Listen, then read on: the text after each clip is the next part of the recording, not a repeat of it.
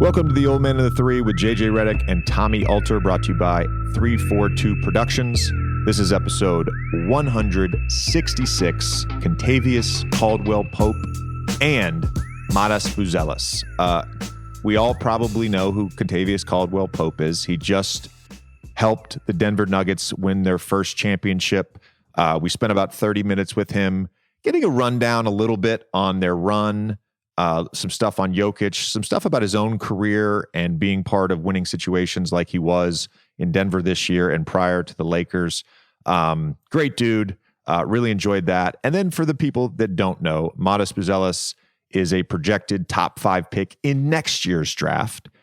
Played his high school ball at a prep school, Sunrise Academy, and he will be on the G League Ignite this coming season, a la Scoot Henderson, a la Leonard Miller, a la Jalen Green. He's opted to not go to college. We, of course, grilled him on why he did not go to Duke, which I'm very upset about. But he stopped by our studio in Brooklyn because he was in town for the draft, and just an awesome kid. And I hope you guys really enjoyed that part of the conversation as well. So we got 2 guests this week. But before we do that, I want to talk a little bit about the draft and about Wembanyama. Tommy, you just brought it up before we went live. Further clarification, because I already tweeted about it. Andrea Carter, I thought, crushed the draft. She is so well prepared, incredibly articulate in making her points. She's an absolute star. Obviously, she's a Sports Emmy nominee, and rightfully so. We were on commercial break, and she was demonstrating a pull-up jumper from Wembanyama.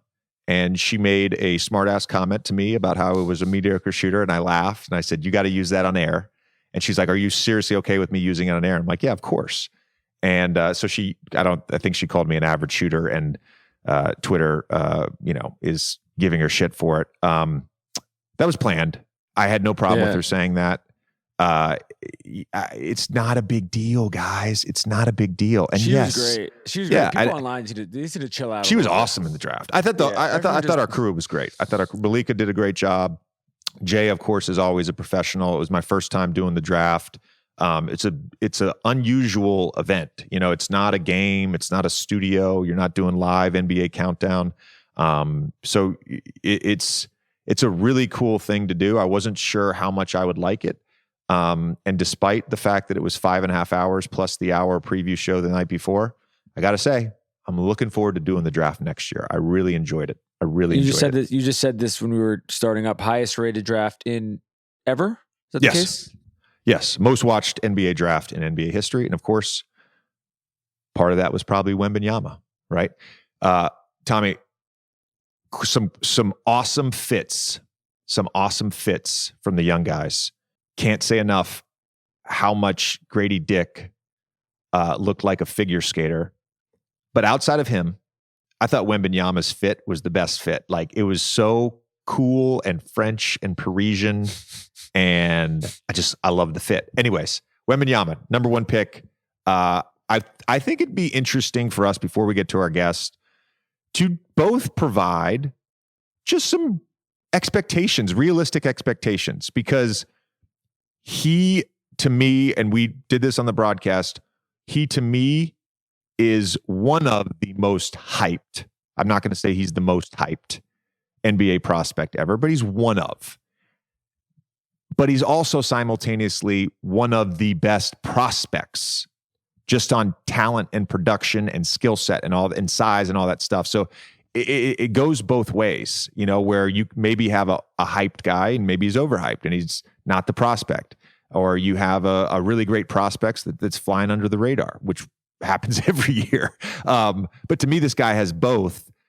But like, what are the expectations? What are the realistic expectations for the San Antonio Spurs next season and for Wembanyama? Well, I think it would be interesting to talk about now that we know, obviously we knew on lottery night, but for sure that he's going to be on the Spurs, is how he fits with some of these other young guys. Devin Vassell in particular, Devin Vassell is 22. He was great last year. Sohan is 20. Trey Jones is 23. Keldon Johnson is 23. But with Vassell in particular, in terms of their games meshing together, I'm curious what you think that initial fit is going to look like, because that feels like the thing in the first couple months that they probably are going to hammer on the most. Yeah. I with regards to the young core, I would place the importance of like Wembanyama making his teammates better, of course, but then his teammates making him better and providing spacing and an outlet. And I think Devin Vassell is at the top of that list of importance because of the guys you named. To me, he's the best shooter. He's the best floor spacer. He's a guy that can play two-man game with Victor. And his continued growth, particularly as a shooter, I think is going to be really important, not just for Wembanyama, but for the Spurs in general. Because with Keldon Johnson, shooting really took a dip last year, just shot 33%, but has shown the ability to shoot the basketball. Prior year, 39% on 5 attempts a game. So clearly he can shoot the ball as well. But I think Vassell in particular, with his shooting, could really open things up for Victor. Yeah, Vassell last year per 36 minutes, 21.5 points a game, 4.5 rebounds, 4.2 assists, 39% from three. Like we mentioned, he's only 22. It does feel a little bit, and I don't think this is going to be the case now that Victor is there, that people slept on him a bit because the Spurs were not on TV. It was almost like Shea a couple of years ago, where everyone who played against him knows how good he is, but maybe people who aren't watching Spurs games every night don't.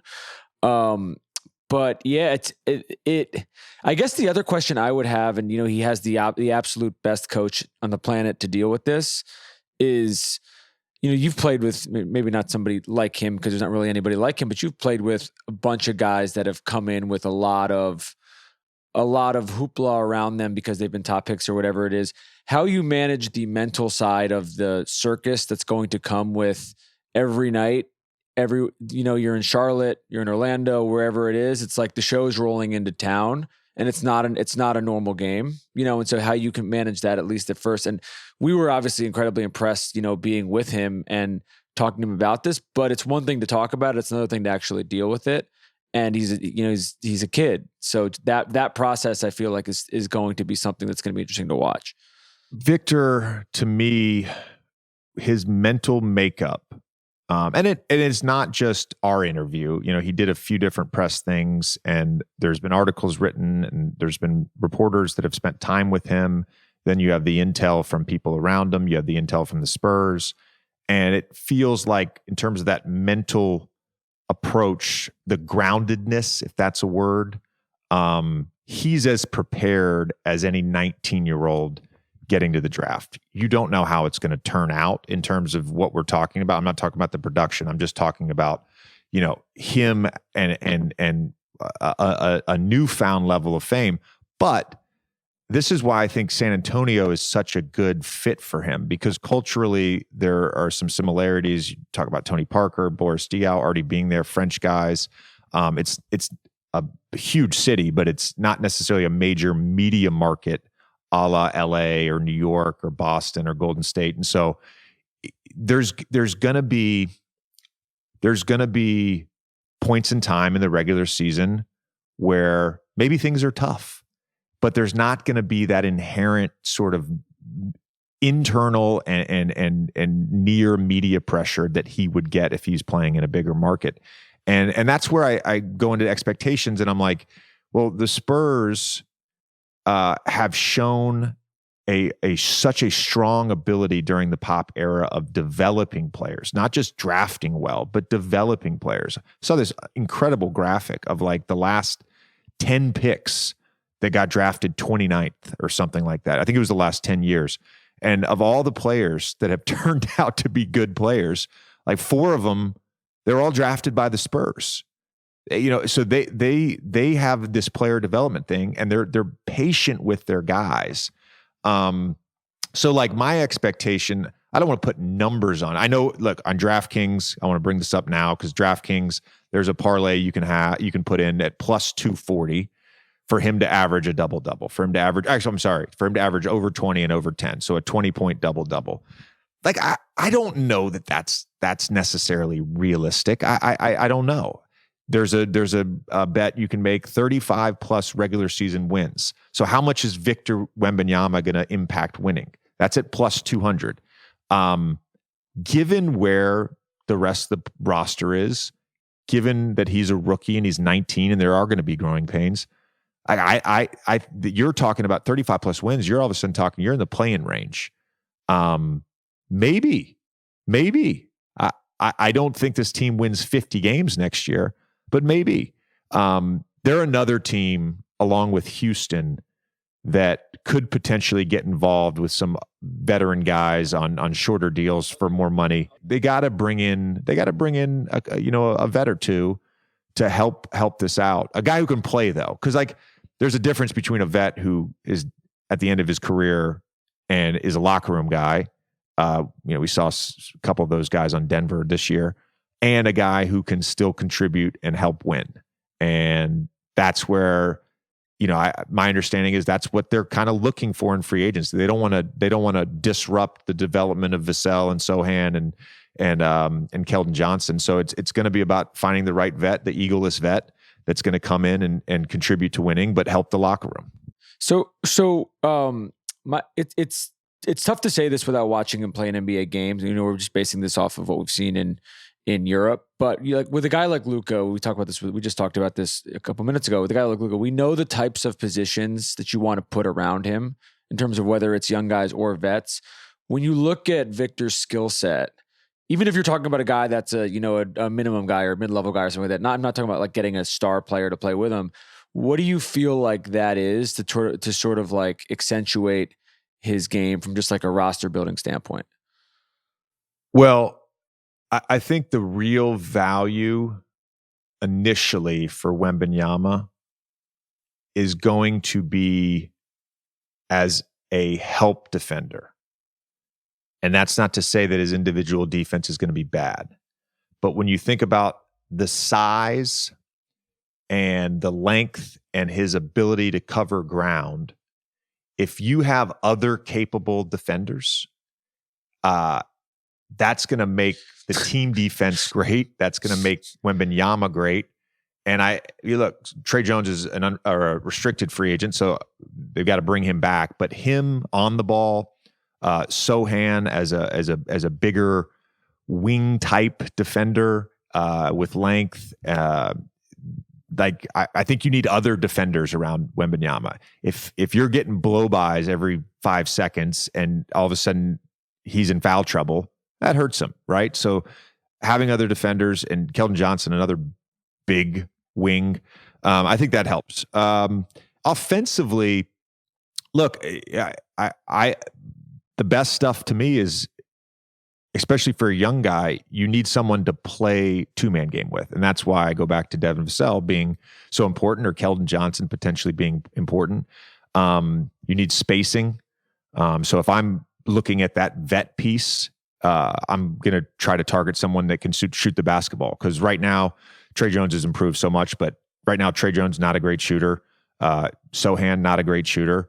So I think shooting and then, capable individual defenders to take some of the pressure off Wembanyama and allow him to just be great in space. Last thing on DraftKings, because we love talking about awards 9 to 10 months out, because that's the fun part, right?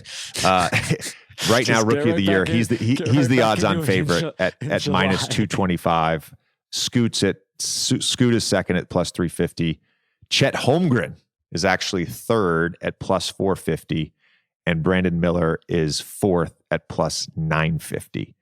And then Ahmed is fifth. Chet's a good pick, because Chet's going to be, I think, is going to be nasty. So Victor, I don't want to bet against Victor, but I feel like that's good value. Jason, 10:57 a.m. Eastern Standard Time, Monday, June 26th. Let's mark that Tommy's take that Chet Holmgren is going to win the Rookie of the Year next year. Mark it.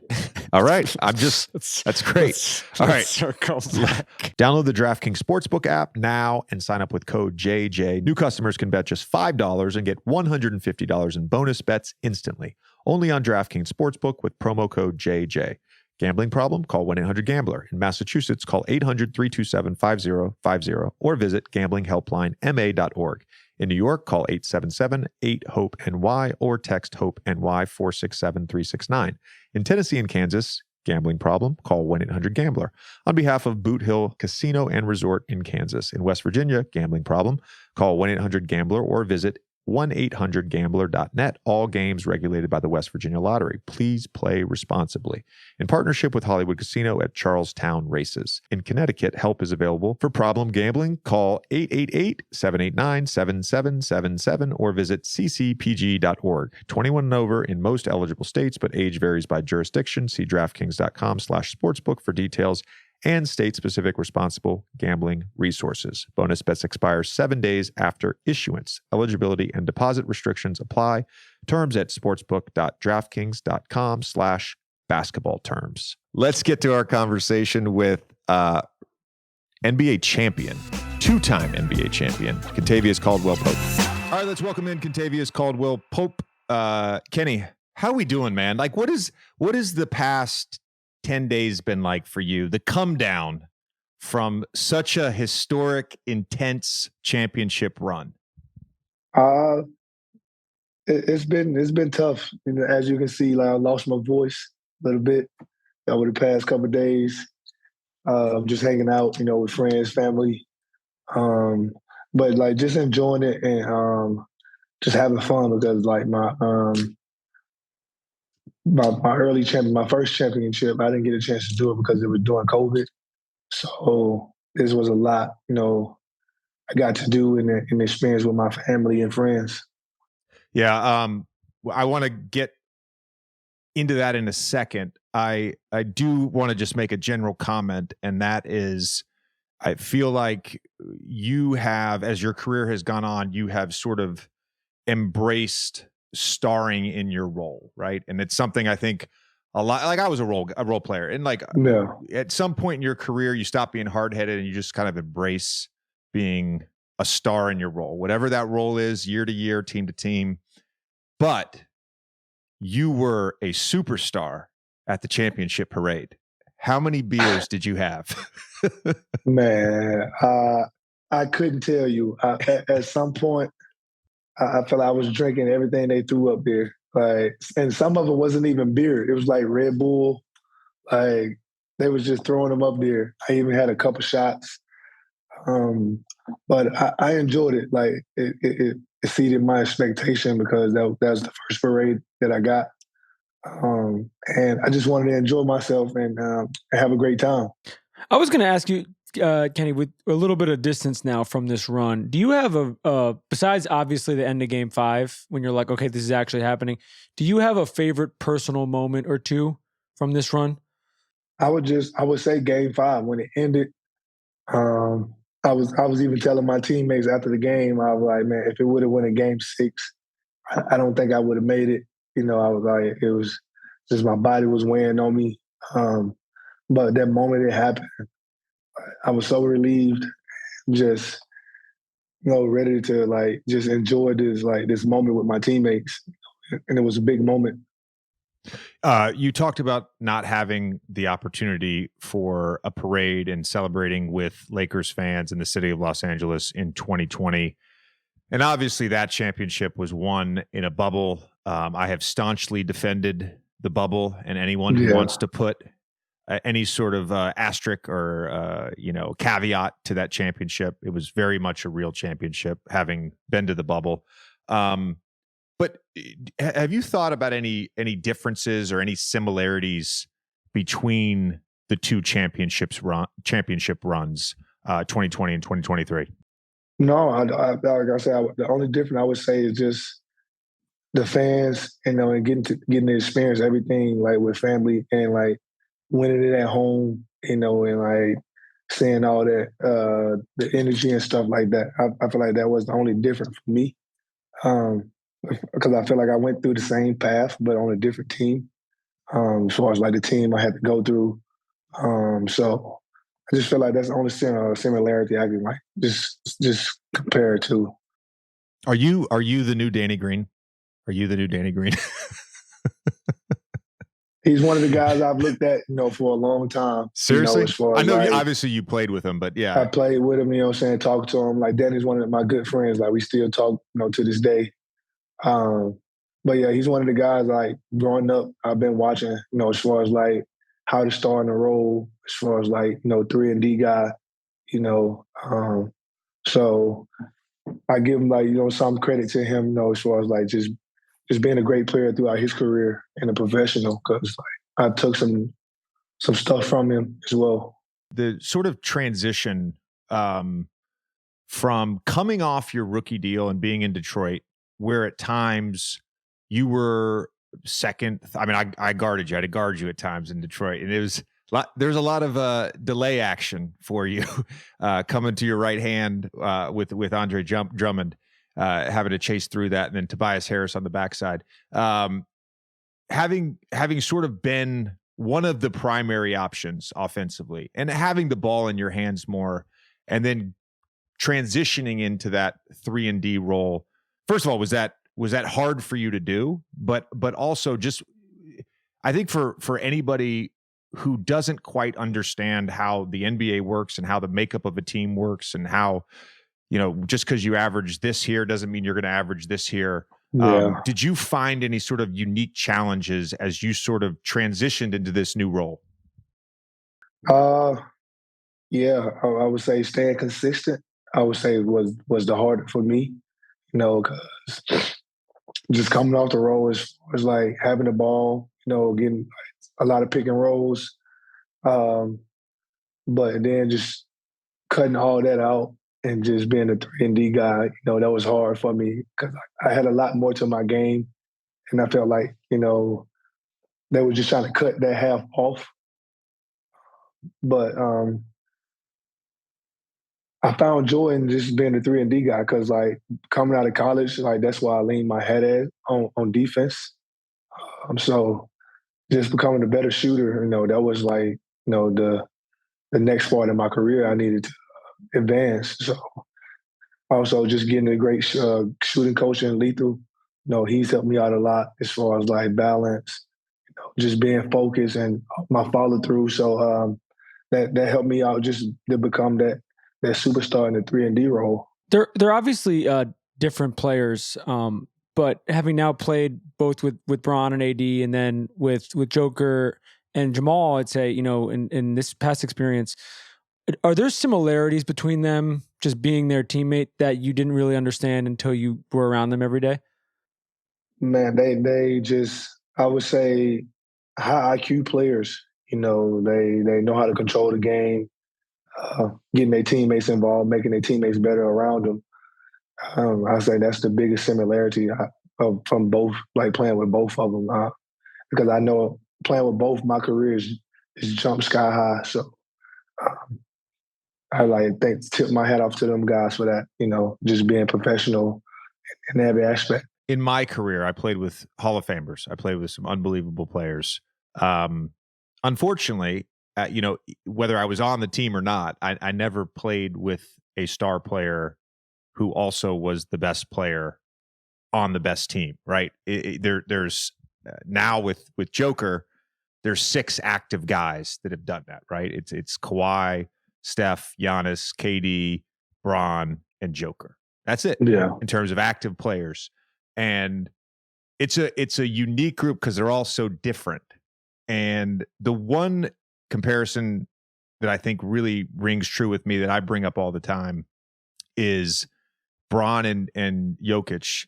I always say they have a supercomputer in their brain, right?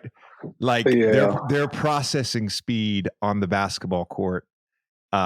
Just as an observer, having not played with them, it seems like it works faster than everyone else on the court. How does that manifest itself for you? Like, what does that look like? I was about to say, I can agree with that. It's like playing with both. It's things I've seen them do on the court. It was like, how did you even see that? Or like, how did you know that was going to be open? So, and Jokic, like, is he surprised me every day, as far as like the one-legged shots. Like, man, them shots are crazy, but like just seeing him practice them is amazing. Like, because he practices them shots every day, and then just to see him make them in the game or even try them shots in the game, man, is amazing. And then Bron is just he's been one of my idols growing up since I've like been wanting to be a part of the league. Just being able to play with him and win a championship with him was like amazing. He's like top professional guy.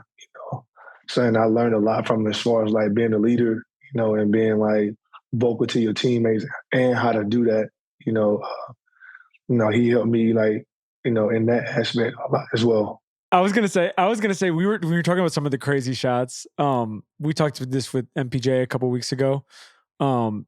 Just about some of his sort of favorite Joker moments. You're now almost a year into this team being with him. Do you have any, it could be a game, it could be a finals game, it could be a random practice. Do you have any plays where you're like, yo, I cannot believe this dude just did that? I would say them in games, them 3-point shots, like off the one leg, just them shits it just seems like they're not going in. But like I said earlier, like he practiced them shots, and when we see him take them in a game, it's just mind blowing. This is something that is always intriguing to me because he doesn't participate. I would say he doesn't participate a lot in media. I mean, even if there are articles written about him, he's certainly not going to do a podcast. He doesn't really like to do, unless he's mandated by the NBA to do a sit-down interview or whatever. He'll go in there and do his press conference. I think he's hilarious, by the way. But I feel like a lot is unknown about him, right? The player, of course, we know who he is. And we've only had Michael Porter Jr. on in terms of guys that have been his teammate. Can you provide some insight into Nikola Jokic as a teammate, as a leader, as a jokester, locker? Like, what is he like off the court? I would say off the court, like a big jokester, like silly type guy. Like you said, like he doesn't talk a lot. But when he do talk, like his jokes are pretty funny.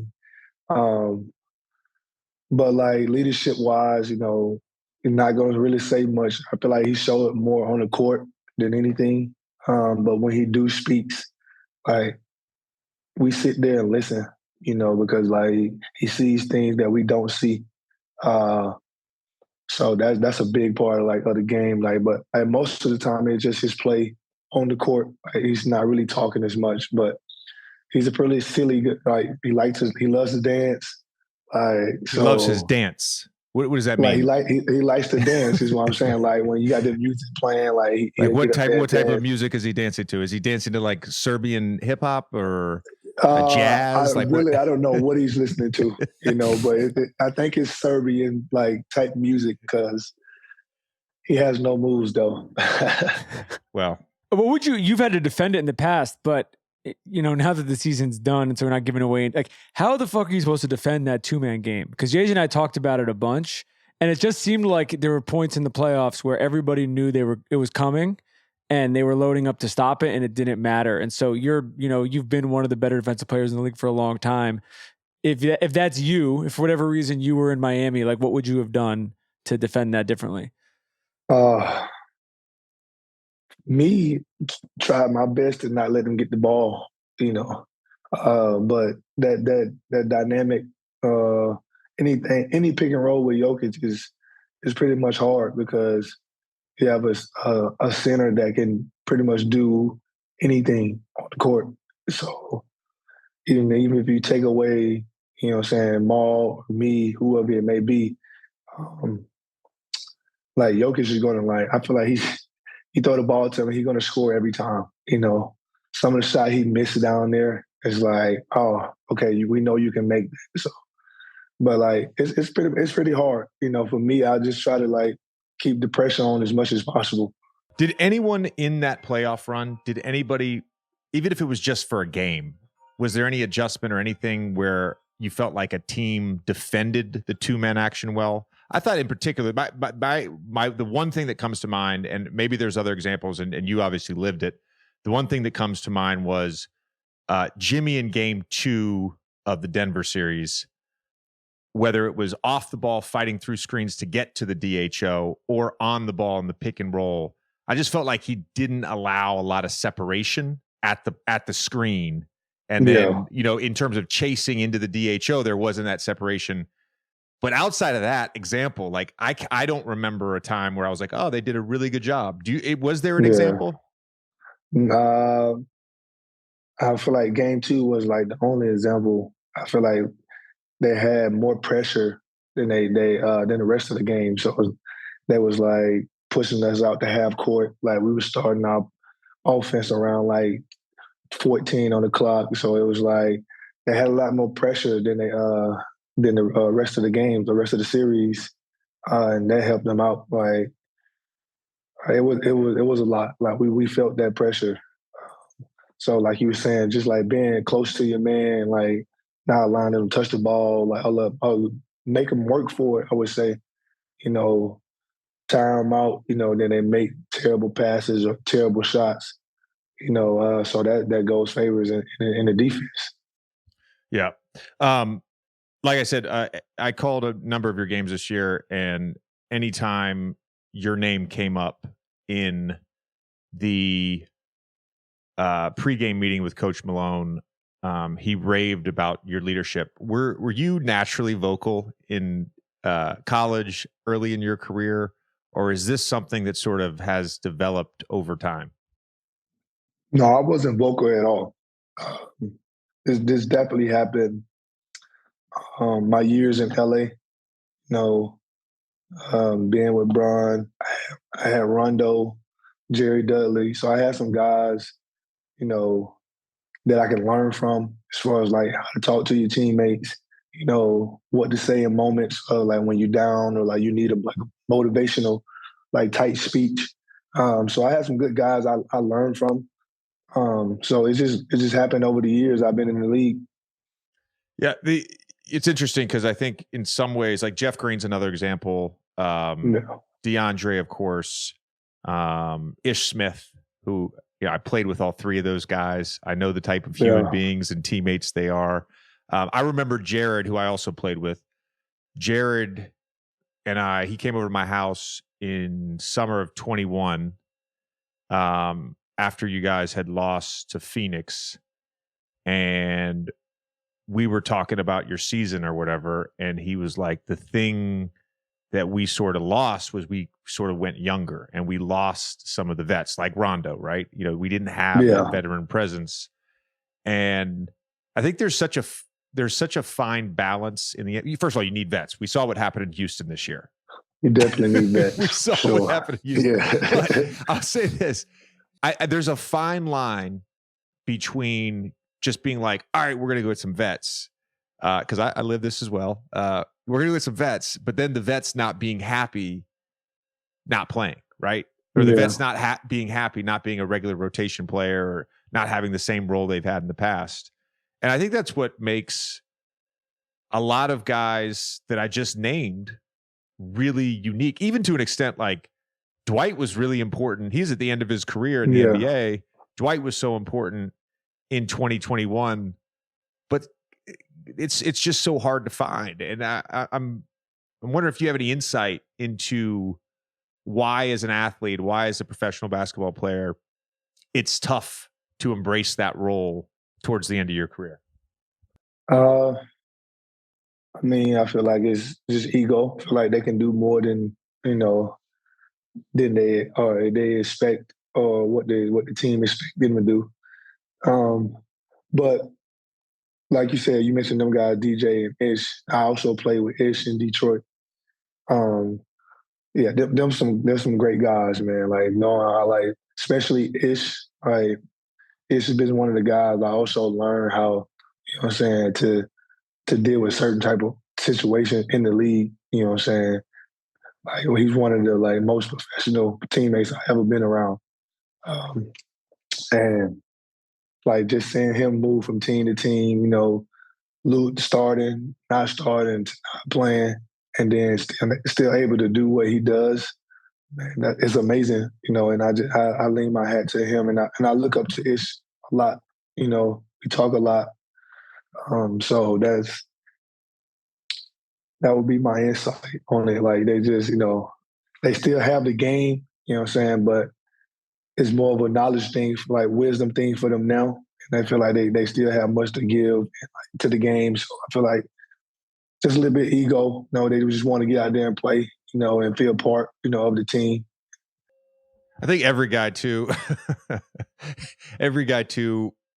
wants one more deal, because I heard that a lot in the locker. If I get one more deal, beyond just the vet minimum, right? It's like, if I could just get one more deal, one more little exception, I'd be really happy. It's a hard thing to do, man. It really is. I love, by the way, going back to the bubble, I love that you have a quote out there that you acknowledge the importance of Anthony Davis's game winner in game 2.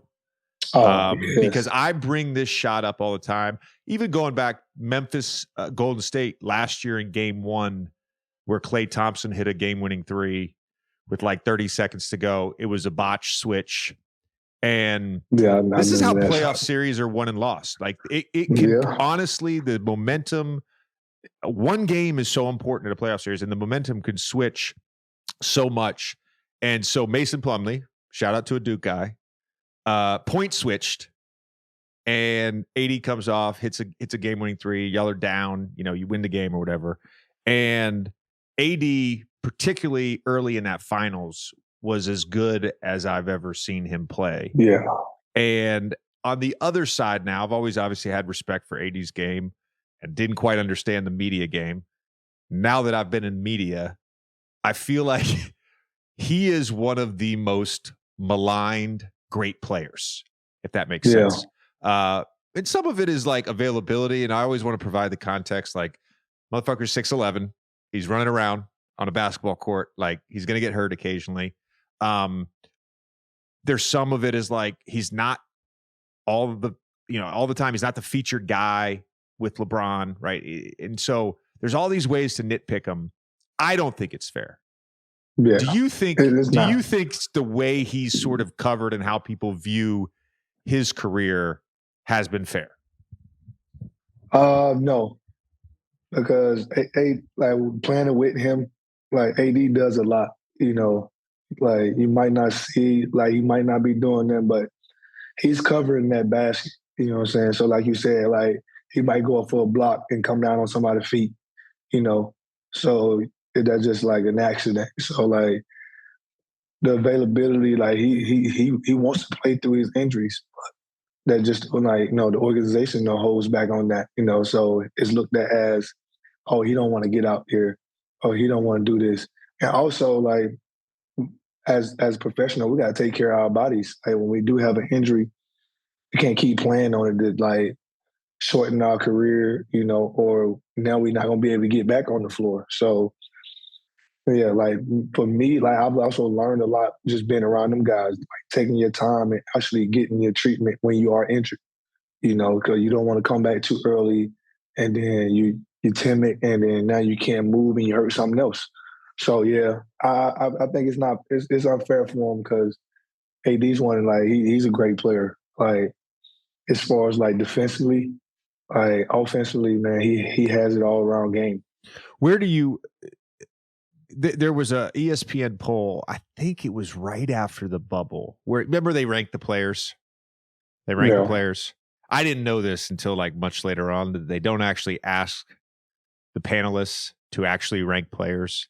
They give them a bunch of guys and they say, would you rather have JJ Redick or KCP? And they asked like 50 people that. And let's say they said, I like KCP more than JJ, 27-23. Okay, that means you move up and I move down. And then they go, all right, do you like JJ Redick or Jared Dudley? And then they rank those. Crazy. That's really how they do it. Anyways, one year, I think it was after the bubble, he was ranked number 2 overall in that ESPN NBA rankings, right? And look, I've always felt like he's been a top 10 talent. I don't know that he's ever been the second best player in the world. And you can respond to that. You can respond to that. That's I could be wrong there. I've always had such a great amount of respect for his game. But what I've sort of seen in LA is your point about how much he does that we don't see, right? It's because so many people just look at a box score. right? And Right. as good as he is offensively, he's also a connector offensively, which people don't like. Look, he's never going to be Jokic as a playmaker, but in some ways, like Bam is a connector, AD is a connector. Like there's certain bigs that are connectors, and he's that. And then defensively, I just think he's a monster. What is the best version of AD that you've ever seen in his career? Was it New Orleans? Was it bubble? Was it later on in LA? What do you think is the best version of him? I would say like early in his career and like bubble AD. Like that was some great basketball. Like it was like amazing to watch him like just do his thing on both ends of the floor. Like it's like at some point like we get beat, from the perimeter, like we know, all right, we got somebody back there, which was AD or JaVale or Dwight.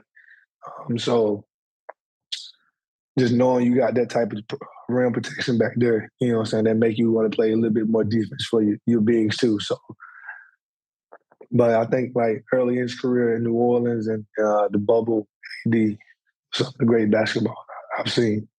Another one of your friends, Kenny, who's one of our friends as well, is Brad Beal.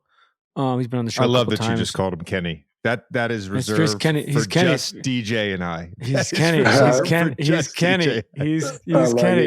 He's Kenny. I've been trying to get everybody to call me that. Just call me Kenny. Kenny the champ. I wanted to get your thoughts on the trade. JJ and I talked about it a little bit on the show and off the show and everything like that. Just how you think how he fits there. What your sort of initial reaction was to seeing that level of talent on one team. A little shocked, that is a lot of talent. It's just gonna be crazy. But my first initial thought was just knowing that they're gonna be tough. They was already tough with Book and just KD, and then just add another player like Brad, which is like another dynamic scorer. You know what I'm saying? And can play a little bit of defense. When he want to. But yeah, that's gonna be scary, to be, face up against that. And then I was just talking to a couple of my friends. I was like, at some point they can have two of them guys on the court and one just resting, and they can just flip flop, as far as just like pulling each other off the court. It's gonna be hard, for teams like the game plan against that, because I talked to them about it. I was like, man, just go over there and do your thing. But y'all still have to go through us. So just look forward to it. Well, I've apparently become a Denver Nuggets super fan. Just because I recognize how good you guys are and how good Jokic is. I'm one of the only people. Kenny, you've had an awesome career and you've seen a lot and you've been in a lot of different situations. I wanted to ask about your favorite moment of your career, because I have a favorite moment of your career. And my favorite moment of your career, I'll tell you before you tell me your favorite moment. My favorite moment of your career was your introductory press conference in LA with Rob Pelinka. When Rob Pelinka said that finding you late in free agency was like when the Israelites were wandering through the desert and manna came down from heaven to provide them sustenance. It was a great quote. Man, I always say one of my favorite moments is just being drafted, because this is where I'm from. But, for being in the league for a while, I would just say, I would say my championship really, them are the moments I look for. I've never won them. My first two championships I won in my whole life as far as sports I've been playing. So the moment right there just like had me being on top of the world, cloud nine, and just also solidify myself. Like I know I'm a winner. I know what I bring to the table, and nobody can take that from me. KCP, we are fans of yours on the podcast. I appreciate the time. Thanks for jumping on with us. Just so you know, I got to bust your balls a little bit. Just so you know, you're not the first guy that has ghosted us on a Zoom and had to reschedule. Sorry about that. And I wish I had my voice. I was going to say, rest that voice. We'll see you in a game. Your voice is going to be. I'm actually, you know what?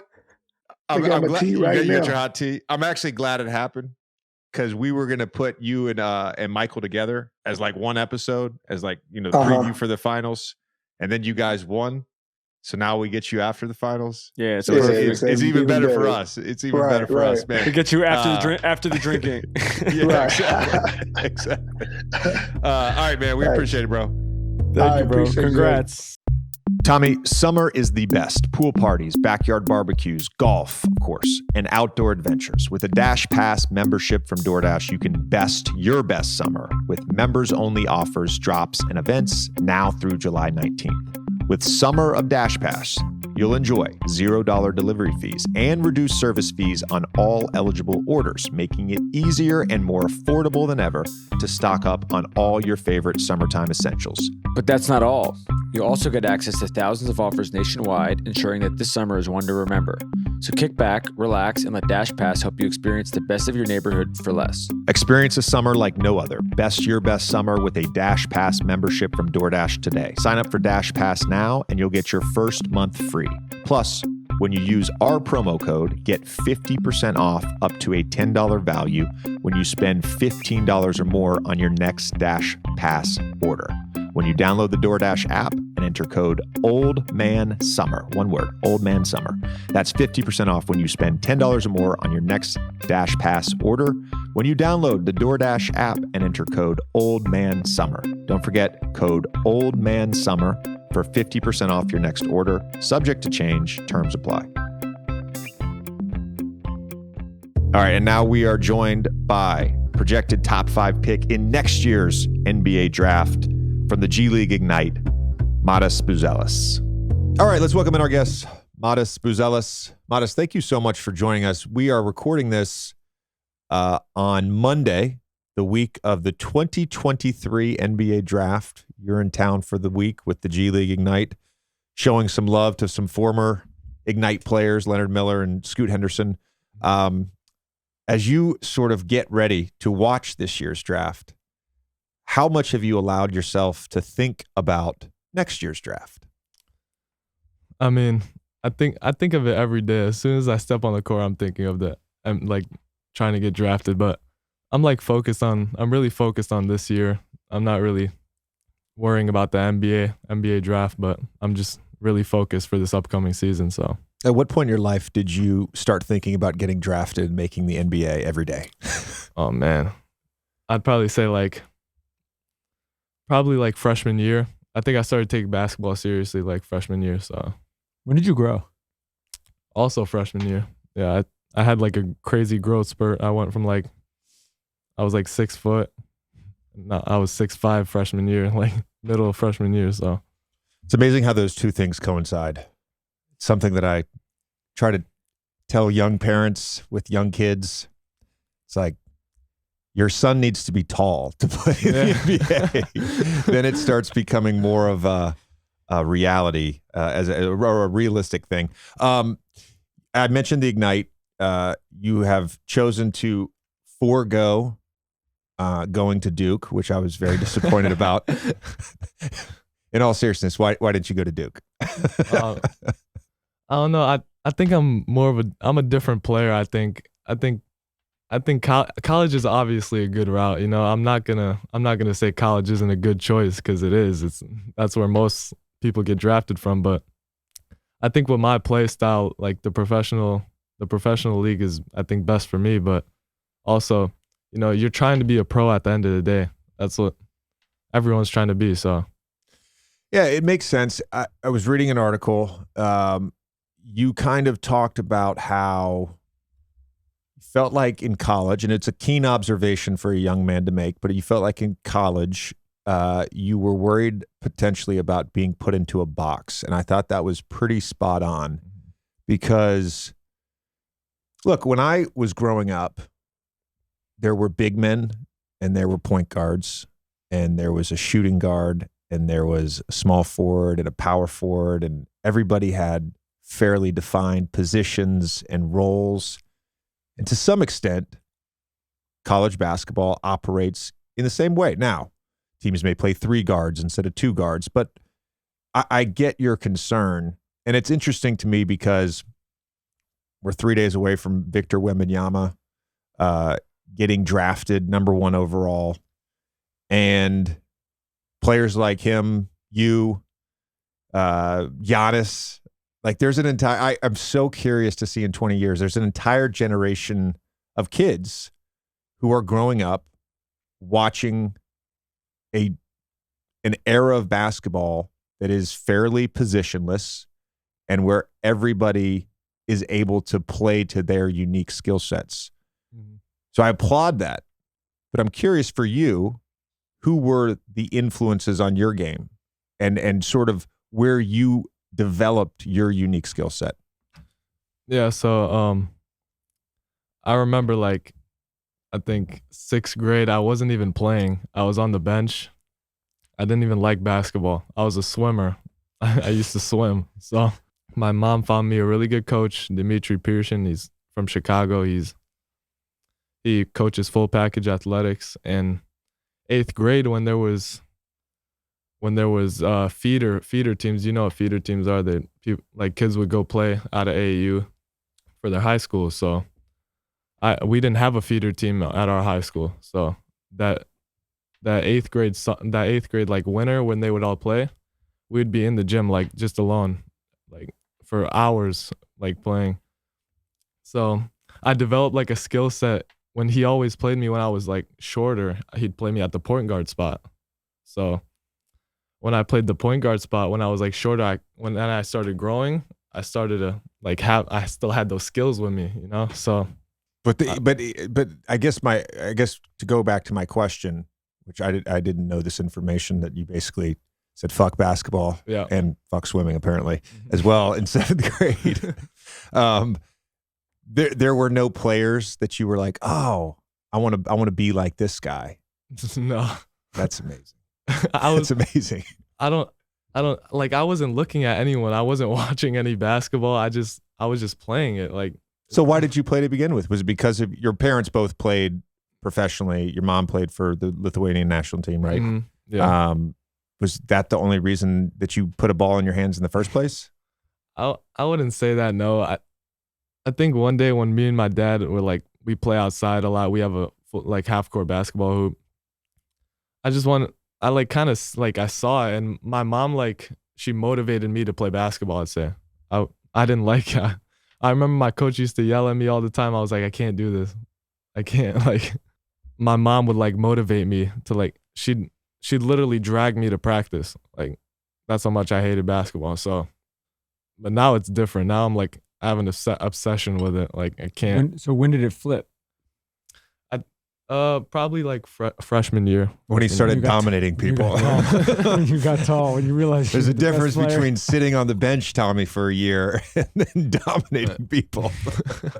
Okay, so when it became an obsession, did it change at all in terms of, did you pick anything up from either not even necessarily just like NBA guys, but just like people you've watched, and their skill set? Your skill set's obviously very unique in terms of how they play. Yeah, so I'd literally like pull up highlights like on my computer, and I'd literally go outside and start doing all the highlights. That's how I learned like how to play. And also obviously going to practice, but that's how my dad remembered, like I'd sit on the computer, watch like highlights for like 30 minutes and then go outside and try to recreate them. Like KD, like who, like J.R. Smith. I fucking love this too. I love this. I love J.R. Smith. I don't know why. It was something about him. And then Kyrie. I like watching Kyrie. We all love J.R. Smith. He's gonna be really happy to hear that, I feel like. I don't know. There's something that's so interesting, and I maybe will use my my history major and my culture anthropology major in in 20 years and do a documentary about all the kids growing up today. Like Knox is the same. My oldest is Knox.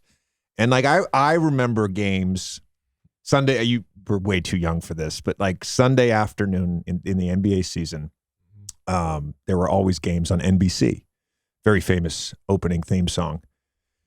And I would watch the games, but I would get so antsy. And back then, obviously, I couldn't pause the game. So I just kind of had to pick points in the game, you know, early second quarter, halfway through the third quarter, if I wanted to watch the fourth quarter. And I'd be watching stuff that I was seeing on the television. This is like 12 to 15 years old, right? And I would go outside the backyard and I would try to practice that stuff. But kids today, they have every resource at their disposal in terms of because I do think it's interesting you bring this up. I think part of being a great player is being able to visualize. Does that make sense? Yeah. Do you feel like that's a strength of yours? Yeah, for sure. I mean, like watching NBA games now, it's a little different than, you know, when it was or you know Jordan's era. It's you have like every resource, like synergy, where you can see every possession, like of every shot. You're diving into synergy. Do you do that? Yeah. Oh, that's interesting. So start them young. I love it. So you can see like every possession someone takes, like every shot, every turnover. You know, I like to see like my stuff. Everything I do wrong, I like to look at. So. Well, I was going to ask about this. So EYBL has all that data, right? They use all the tracking stuff and synergy. Does your prep school and boarding school, did that have the same sort of access to that information? Yeah, at Sunrise Christian, we'd watch like film like pretty much every day. So we'd use synergy. That's how we like find our defenses, our offense. You know what offense works best. Like what's the percentage like on offense? How many times we score? Everything. So shout out to Luke Barnwell for that because he pretty much helped me like set up synergy and everything. And I'm gonna start doing this with my team. I think I coach my 8-year-old. First 8-year-old team watching film. We're actually remodeling Geo. Shout out to Geo and Kyle who run the program. But Geo is remodeling a gym. It's a warehouse space, but it's turning into a gym in Industry City, which is right near where the Nets practice facility is.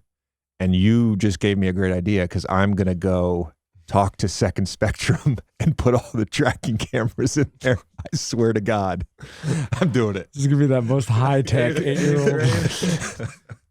What are you doing? So done with your senior year, McDonald's All-American, all this stuff.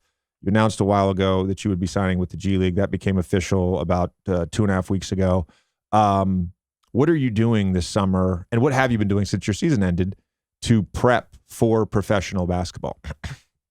Yeah, so a lot of weight room stuff, like getting stronger overall. I think you can work on pretty much everything. I think everything could be sharper, you know, in anyone's game. So I'm working on the weight room, probably the most. Like I'm really focused in there. When I walk in the weight room, I'm really focused. So trying to build my body up because, you know, people are like way stronger in the professional league. It's not high school anymore. So the weight room is the main thing, and a lot of catch and shoot stuff, off the dribble, mid range, a bunch of those things. So what do you expect from Scoot in the NBA? Yeah, greatness. Like, what would you, having been with him and everything like that, like, what do you think people should know about him that they're probably going to find out pretty soon, but that they don't know? This is going to come out right after the draft, that they don't know now. I think he's really underrated defensively. He has like I think he has a long wingspan, doesn't he? His hands are huge. Like he gets a lot of deflections in game. I don't think people notice that. So the defensive instincts are really good. I think it's a 6'9" wingspan. We've talked to a number of players who've had really unique paths to the NBA. Obviously, Joel Embiid comes to mind. Picked up the basketball when he was 15 years old. Went to Montverde outside Orlando. for high school. He's won an MVP. Luka left his country as a 15-year-old, ended up playing in the ACB at 16 years old for Real Madrid.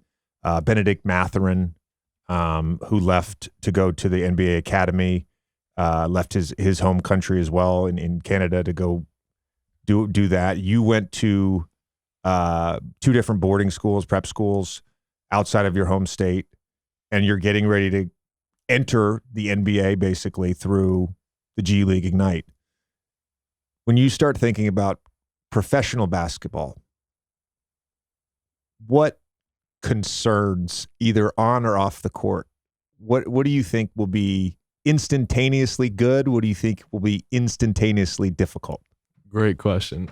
I think something that's going to be difficult and asking a lot of pros is the pace of the game. It's way faster than high school. I've heard that many times. Every time I ask what's like the biggest, like what's the most difficult thing for you, is everyone says the pace of the game. So I have to adjust to that. Probably also conditioning more. That's going to be really important. And then probably the easier thing for me, I think, is I don't think it's going to be much of a change out of just the pace of the game for me. I think I'm just going to have to, I know I'm going to have to adjust. It's going to be ups and downs, but have to push through, so. What do you think? I mean, obviously you're starting this experience now, but one of the things which is probably going to be different for you than somebody going to college is the mental side of things, in terms of you don't have as many distractions. How have you managed that? Are you saying there were distractions at Duke? Some would say.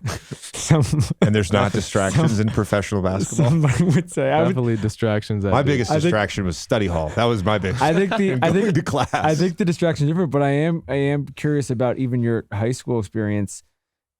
Now that you've been on this track for a couple of years, how you've managed to limit that, because like we talk about some of the guys we have on the show, they didn't even think there was a possibility they would be a pro till they were, 19, 20 years old. This has been something, like you said, since you were a freshman in high school. And so how you've managed to kind of like keep an even keel with everything going on.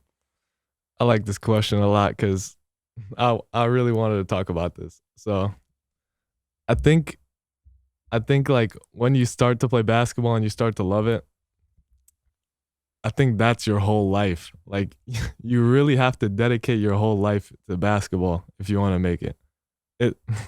There can't be like any distractions like at all. If I was like a party animal, I'd not be here right now sitting at this table. I wouldn't. You have to dedicate your whole life to basketball. I think JJ, you could agree with that too. Yeah, I mean my life actually changed when I did. And it wasn't to say that I didn't work hard or play hard before that. But, for me, it happened maybe a month before my 20th birthday. And as a professional, especially from like halfway through my second year on, it became more than a job. It became more than something I loved doing. It just became my life. Like everything revolved around it. And it's one of the things like I always would talk with young players about. They'd be, hey, do you have any advice for me? And I was like, yeah, the first thing you need to do, and it can change year to year. Sometimes it can change month to month, but the first thing you need to do is develop a routine and like a standard for your day. This is what my day looks like every single day. Because the reality is, Tommy's question, there are distractions, and it's not just parties and co-eds. There's all sorts of things. There's people asking you to do things. There's requirements to endorsement partnerships. But if you have your standard of your day, hey, this is what my day looks like, then it becomes a lot easier. And you hold yourself to that, right? Then it becomes a lot easier to say no. Then it just becomes, no, that's my extra shooting time. Nope. I got a cold plunge. I'm not gonna be able to make it in time. I do this every single day. Mm-hmm. Nope. I got to go to bed at 10:30, night before a game. I do that every single day, right? Mm-hmm. And that just inherently eliminates all the bullshit. But I will say this, your point, and I'm very happy to hear you say that how much you love it now. What a about face you've made. your relationship with this game. You could have been a pro gamer. Yeah, I know. Could have. The reality is, in general, the people that run into problems or don't reach their full potential, they never figure this out. And as fans, there's a level of frustration around that with certain players, especially really talented players. Right. Probably think of a few. I've probably played with a few Yeah. that never figure that out. And I think part of the reason they never figure that out is they don't love it enough to set that daily standard.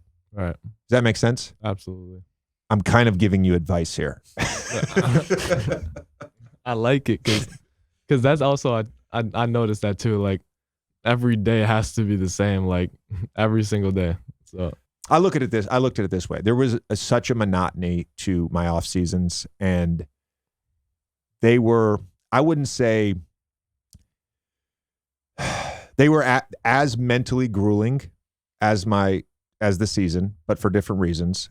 And the off season was more physically grueling because I had to push myself to a limit. But I knew that really the drug for me was the actual competition. So in order to get that drug and get the high that I wanted to get, which was playing well and winning, I had to do all that other shit, right? It was all worth it to me because I that's how much I loved the drug. I loved the competition. I loved the game. I loved the connection, the teamwork, all that stuff. So it all ended up being worth it. You brought up Scoot. Give me your 30-second synopsis on Leonard Miller. I mean, double machine. Like he does the right things when he's on the court. I'll say that. He's always ready. He rebounds amazing. Like people don't notice that one, but he's not really like a prime like ball handler, which is the NBA is not really looking for that. They're looking for like versatile defenders like him. Great rebounders and a great teammate. Like people probably don't see that in Leonard, but he's amazing teammate. He's gonna stand up for, like against anyone. So have you had any just from the AU circuit or just from around? Have you had any matchups? It could be guys that are pros now, or it could be guys who are your age who are not there yet that you feel like you want people to know about. Is there anyone you've seen or played against that you're like, oh, this was really crazy? Yeah, at the McDonald's game when I was there, I mean, it shocked me. Like Stephon Castle, he's so good. Like he's my favorite player in our class. He's a 6'7" point guard. He can pass really well. He sees the way he sees the court. Like it's crazy. I remember like one possession we were at practice at McDonald's. I'm standing in the corner, like left corner. He's kind of like on the right wing, and he like looks me off. I'm like not really open, but like the help defender slowly like sliding over the one that's guarding me, and he like looks to his side of the corner and just throws like a bullet pass like straight across like the court, straight to my hands. I was like, man, like I can already see he's legit, like just from that one possession. Where's he going to college? UConn. Fuck. Yeah, not Duke. Sorry. The rich get richer. There's like 3 schools you could have named there that I'd be like, fuck, and UConn's one of them. Damn it. Who you don't like UConn? Well, look, I have nothing against the program. It's just, there's some. They beat us in the final by one appearance in the Final Four. They beat us in the Final Four by 1 point. So, and my favorite Duke team ever was the '99 team. They lost to UConn in the championship. It's. For me, it's UConn, Maryland, and you probably can guess the third school. So, UNC. Exactly. How much I'm circling back to our first question before we sort of wrap up here, but how much does being, I know at times you've been number 1 in mock drafts, other times top 5, whatever. Like, how much does any of that matter to you? Like, as you're sort of setting the goal and your mindset going into your season with the G League Ignite, how much does your draft position matter? Means nothing. I mean, it's cool to have it, like to be projected number 1, but I haven't accomplished anything. I'm not even close to where I think I can be. So it means nothing to me. I was going to ask about the current NBA. We were talking about that before you got in. Who else do you like? Don't have to be stars or anything like that. Who else do you like watching? Do you feel like there are guys around the league that just when you're clearly watching a lot of basketball that you're picking up little tidbits from who are in the league right now? Yeah, I love watching Luka and Paul George. Those are my two favorite players in the league. And Shai Gilgeous-Alexander, I like him a lot also. I think Luka's a generational talent. Like, people don't agree with me when I say that, but just look how easy. Play with him. Yeah. No, he is. Yes. He is, right? He is. Just how easy the game looks to him is just, I mean, it's incredible just watching it. We were talking before you got in about how the younger generation are not fans of teams anymore. They're just fans of players. And this was the case because he was not a Bulls fan growing up, even being in Chicago. Yeah. I think there's more and more of that, but I do, to an extent, I think like that's been happening for a while. Players have stands. And like there's a group of stands for Kobe, LeBron, Steph. They're really strong. I mean, really strong. Do not offend them. Do not offend them. Especially LeBron fans. Yeah. Oh, wow. And then there's like each team has its own little NBA Twitter faction. And the second you say something about their team, which is why we're going to edit that out, what I said about the Mavs, though we're not going to edit that part out. So we'll let the Mavs Twitter guess what I said earlier. But they jump on you, they jump on you. It's a fun part of doing what I do now. It's just, no matter what. It's not that I'm trolling, but it's just like, I'm aware that it's going to happen. Yeah. You know what I mean? But I would say, like, for me, I grew up fans of players. And then when Jordan left the Bulls, like, I wasn't a Bulls. I stopped rooting for the Bulls, Brought this up today. Manny Ramirez, Pedro Martinez, my two favorite baseball players. When they went to the Red Sox, I became a Red Sox fan. I didn't care about the Guardians or the Expos. We're going to ask you one last question. Yep. The Roback question. Reminder to our viewers that you can use code OLD on roback.com for 20% off your first purchase, or RHOBACK.com, code OLD. I'm always wearing the gear. There's a few good ones, one of which you've already answered. So I'm actually going to ask you two questions. If you didn't go to the G League, which school do you think you would have attended? G League's not an option. Let's take it off the table. Right. It's not there. I got like three that were like really hard, for me to pick. It's so difficult, man. I'd say Wake Forest, Florida State, or UNC. Okay, so 3 ACC schools. Wow. Yeah. None of which were Duke. Wake Forest. I got to tell whoever is putting together the NIL packages for Duke, we need to talk, all right? I know where this is coming from, all right? This is a problem. All right. Everyone knows I'm a big fan of the gear. We're going to give you some gear. This has been awesome. Appreciate the time. Look forward to watching your career blossom. Very excited about it, man. Thank you guys so much for having me on. Yeah, This thank truly you. An honor. Thank you. It's an honor for us.